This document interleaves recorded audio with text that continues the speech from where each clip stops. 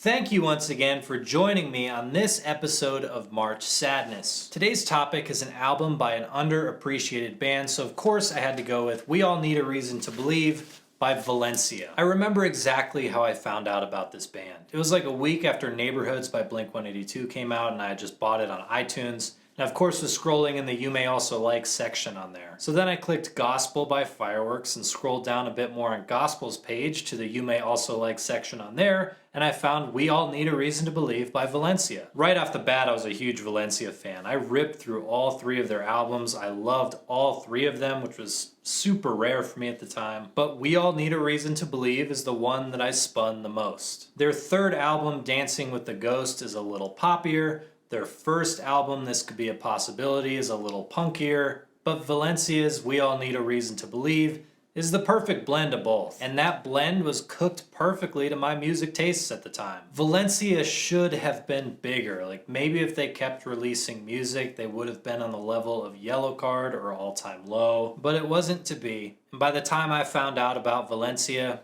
they weren't releasing music anymore. Doesn't it suck to discover a brand new band just to find out that they're on hiatus? I don't see Valencia talked about very often on Reddit, on YouTube, on anywhere. And one of the great things about having this channel is I can kind of force them into conversation just by making this video.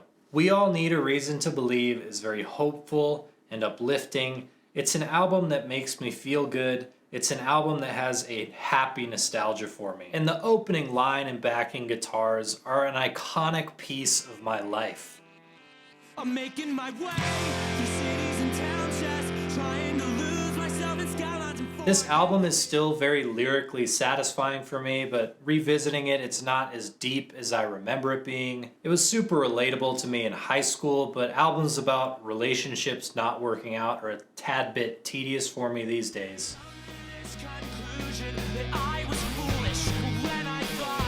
Every song is a swing and a hit. I love that it's got this simplistic but clean pop-punk production and doesn't go over the top.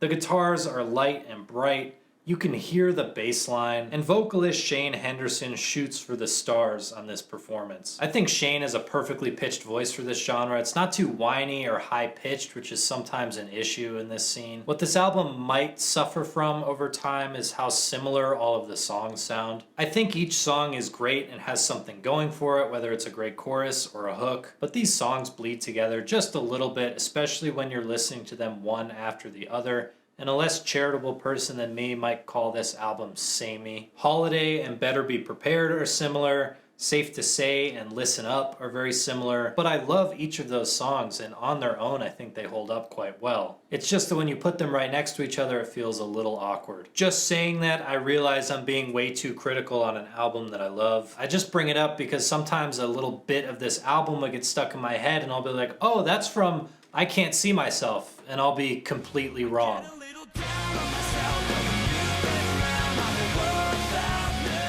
I do love how this album lightens up at the very end with The Good Life and Free. Free has this message of acceptance and letting things go that really hits hard because Shane is giving it his all in this performance. And he does that throughout the entire record. Shane has a couple of side projects, none of which I like as much as Valencia, but if you're itching for more music with this singer, you can check out Promise of Redemption or Shane Henderson and the Future Perfects. Unfortunately, this album didn't bring Valencia any fame or fortune, but it ended up being a very important album in my life.